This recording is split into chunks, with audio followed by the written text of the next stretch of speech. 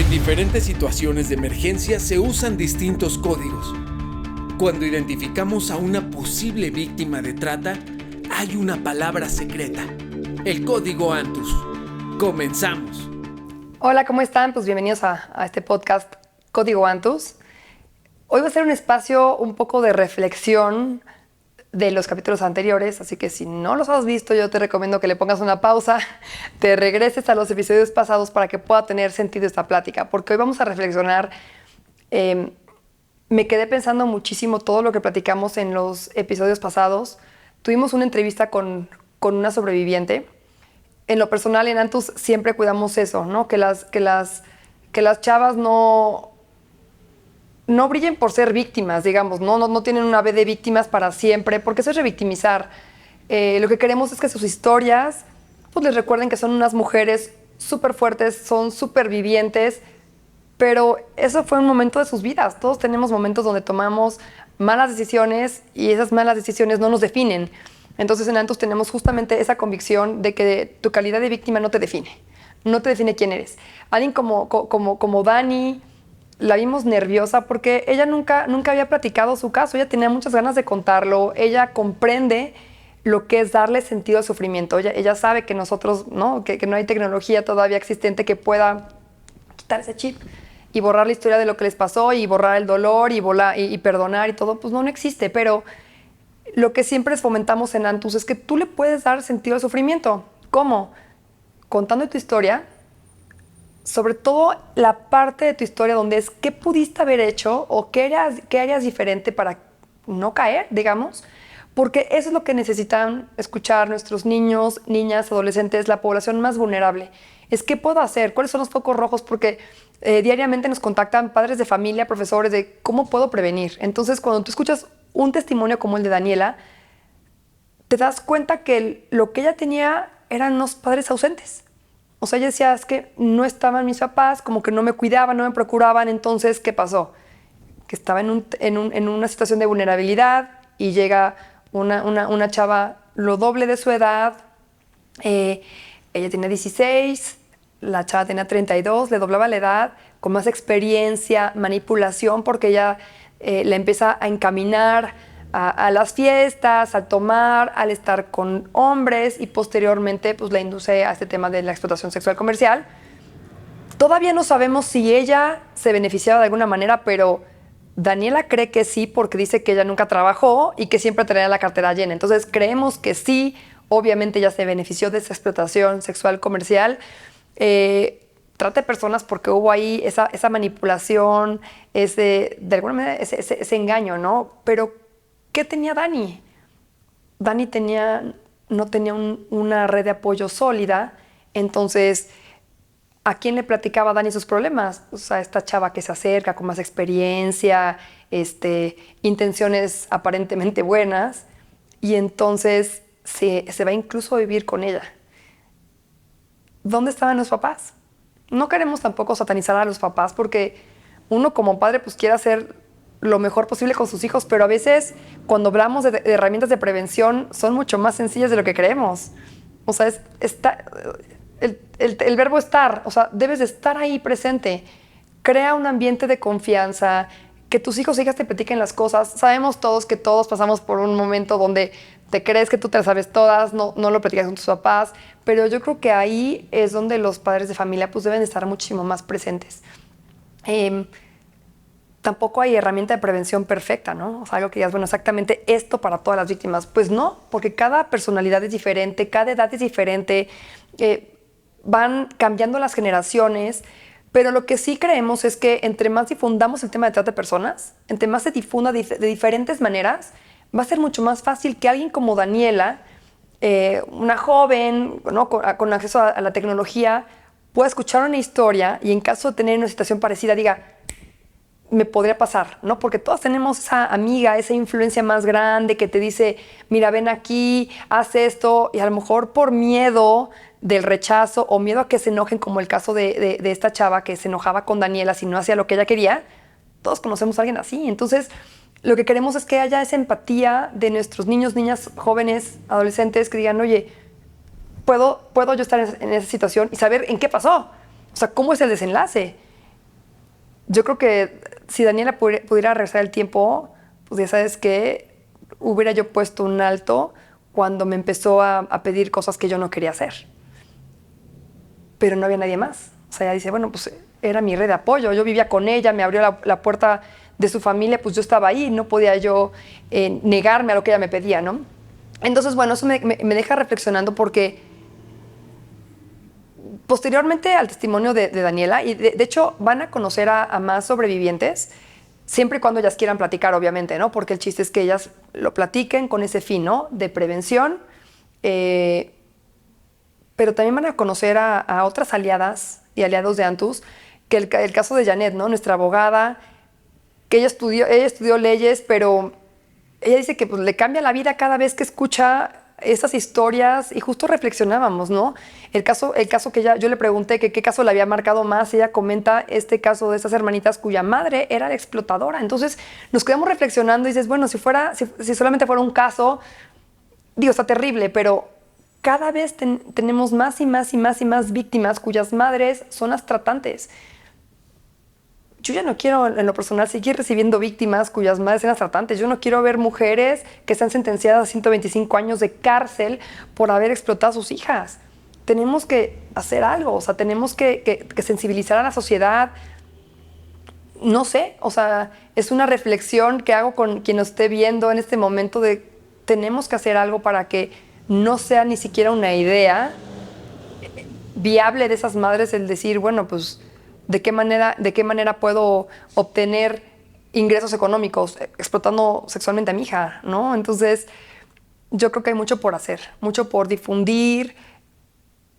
Yo estoy en contra del amarillismo y del morbo y todo, pero tenemos que de alguna manera dar información a esas personas, decir, oye, es lo que te puede pasar. Y además, esto es en lo que puedes terminar, ¿no? O sea, nadie quiere estar 120 años en la cárcel, digamos, como cadena perpetua. Entonces, sí nos queda reflexionar, o sea, ¿qué está pasando? ¿Cuáles son las tendencias? ¿Qué está pasando con el tema de trata? Lo más común eran los novios enamorando a las víctimas, explotándolas, y pues ya sabemos cuál es el desenlace. Es un novio, es sangre ajena, pero ¿qué pasa cuando tu mamá, o sea, con la persona a la que más confías, quien siempre te ha cuidado, quien te dio la vida, y se convierte en esa persona que te explota día a día, que te entrega clientes, quien cobra, incluso quien te enseña qué hacer, porque muchas de nuestras niñas nos dicen que las madres fueron quienes les enseñaron lo que tenían que hacer, quienes les compraron el primer set de lencería, quienes les dijeron qué tenían que hacer y cómo. O sea, eso está mal. O sea, de verdad que como sociedad estamos haciéndolo muy, muy, muy, muy mal. Pero bueno, parte de nuestra labor en Antus es justamente hacer esa prevención junto con el área de antropología social, analizar esos entornos, a qué se debe, es algún tema generacional, cultural, tradicional, o sea, qué está pasando en esos entornos, porque afortunadamente es en algunos pueblos de ciertos estados, no es en todas partes, al menos la tendencia de hoy no es algo como tan común que las madres sean las explotadoras, pero al menos en este estado con el que estamos ahorita trabajando, en cierto municipio, está siendo cada vez más común. Y no debe ser así. Entonces, así como escucharon a la abogada, escucharon un poco su día a día, ¿no? ¿Qué hace una abogada, no? ¿Qué hace una abogada en una asociación civil, en un refugio? ¿Cómo se involucra? Pues bueno, también iremos conociendo qué hace la psicóloga, qué hace la médica, qué hacen las enfermeras, qué hace la antropóloga social, las trabajadoras sociales, la psicóloga infantil, la psicopedagoga, o sea, todo el equipo de Antus, cómo se despierta día a día motivada para cambiar la vida de esas niñas, ¿no? Y cómo ellas evitan que las historias pues, se permeen en nosotras, ¿no? Porque a veces tienes esa historia y le estás dando vueltas, y cómo logras tú como desprenderte de esa historia para seguir con tu vida, ¿no? Porque muchas de nuestras colaboradoras pues tienen hijos e hijas, tienen una familia, y entonces pues tenemos que ver la manera en la que las historias, bueno, en lo personal, cada vez que escucho yo una historia de una víctima que estemos atendiendo, pues por supuesto que se me rompe el corazón, claro, pero desde que yo empecé con este tema, en lo personal, escucho la historia, me da tristeza, se me rompe el corazón, pero esa tristeza la convierto luego en pasión para decir qué puedo hacer. Entonces ya esa pasión ya me ayuda como a buscar fondos, buscar aliados, ver alternativas, porque si yo me quedo con esa historia todo el día en la cabeza, no podría dormir. Y tenemos muchas víctimas que hemos atendido y que seguimos atendiendo. Entonces yo creo que cada una de las colaboradoras, de las aliadas de Antus, pues tiene alguna estrategia que le permite sentir esa tristeza, sentir esa pasión, pero canalizarla en trabajo, canalizarla en acciones para realmente cambiarles la vida. Entonces, platicaremos con otras sobrevivientes que nos quieran igual platicar cómo, sobre todo nos queremos enfocar en ese método de enganche, porque no vamos a entrar en detalle de cuántas veces te violaron, cuánto cobrabas, qué te hacían. No, la verdad es que no nos gusta el morbo ni el amarillismo, pero sí queremos enfocarnos en el método de enganche. ¿Qué edad tenías tú? ¿Por qué estabas pasando? ¿Y qué pudiste haber evitado? Porque eso nos ayuda en lo personal y lo queremos compartir con todos ustedes para la prevención. Son carteles, son radionovelas, son podcasts, son videos de TikTok, son infografías. O sea, ¿qué es lo que podría ayudar a la población más vulnerable a evitar ser víctima de trata? Y claro, que cuando platicamos, lo que la mayoría tiene en común es, bueno, más información, o sea, que se conozca. Porque como escucharon ustedes en el testimonio de Daniela, ella no se autopercibía como víctima. Y así la mayoría de nuestras víctimas no se autoperciben como víctimas. Y si no te autopercibes como víctima, uno, ni vas a buscar ayuda, ni vas a querer declarar ni denunciar. Obviamente no. Ahora, otra de las reflexiones con las que me quedo es que lo importante es la importancia de la denuncia. Siempre, junto con el Consejo Ciudadano de la Ciudad de México, queremos fomentar la denuncia. O sea, denuncien, llamen de manera anónima, pero no te quedes callado. Y fíjense, gracias a una denuncia anónima, la Fiscalía pudo rescatar a Daniela. Y así como ella, muchas víctimas están siendo explotadas en este momento. No se van a escapar, no van a ir a denunciar a ellas mismas, pero están esperando que alguien más lo haga por ellas, porque si ellas no se autoperciben como víctimas, como porque van a denunciar.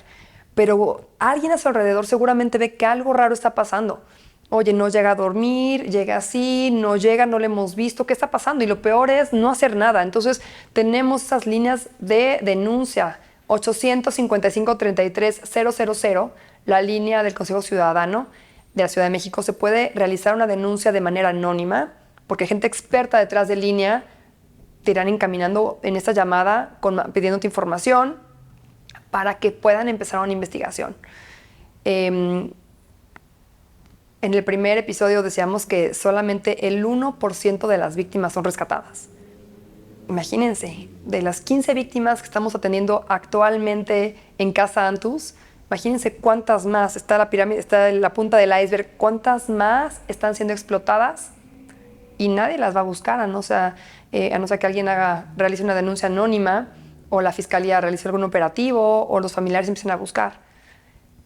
Pero bueno, les agradecemos este tiempo en este podcast. Lo que queremos es seguir dando más información, van a conocer más herramientas de autocuidado, de cómo prevenir la trata de personas. Y recuerden, esta información va siendo checada junto con las víctimas que atendemos en el refugio porque ellas son las expertas.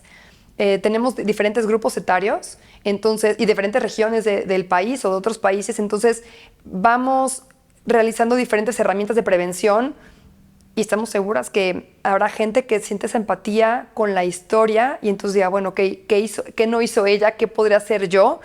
Y con gente experta en pedagogía, en psicología, en derechos humanos, en seguridad, les vamos a brindar herramientas, tanto a padres de familia, como a profesores, como a los mismos niños, niñas, adolescentes, para que sepan qué hacer. Llenarlos de herramientas para que no tengan esa vulnerabilidad y para que tomen mejores decisiones que les eviten caer en este delito, que como les dije, es el tercer negocio ilícito más redituable y por las ganancias que esto deja, mucha gente se dedica a enganchar, a enamorar, a explotar y bueno, desgraciadamente hay gente que paga por esto. Entonces, concluimos con que si no hubiera una demanda, no habría oferta. Entonces, no sabemos quién nos está escuchando o viendo el día de hoy, pero si hay alguien que consume este tipo de servicios, pues que sepan que mientras haya consumo, pues va a haber tratantes, explotadores, explotadoras que van a seguir enganchando niños, niñas y adolescentes. Entonces, no nos dejen de ver, de escuchar. Síganos en nuestras redes sociales, en Antus AC, estamos en Twitter, en Facebook, en Instagram, en YouTube, y tenemos constantemente material de información, de prevención, herramientas. Difunde, retuitea, haz algo. Lo peor que puedes hacer es no hacer nada, quedarte estático y con un mal sabor de boca de lo feo que es el tema de trata, pero si haces algo, difunde, dona, apoya, mueve esta información, tú nunca sabes a quién le va a llegar. Pero si le llega a alguien y se previene, ya vale la pena. Ya vale la pena todo este proyecto que estamos haciendo el Grupo Antus. Muchas gracias y nos vemos a la próxima. Sal de la indiferencia y sé parte de la solución. Comparte este mensaje y síguenos. Código Antus, el podcast. Hasta la próxima.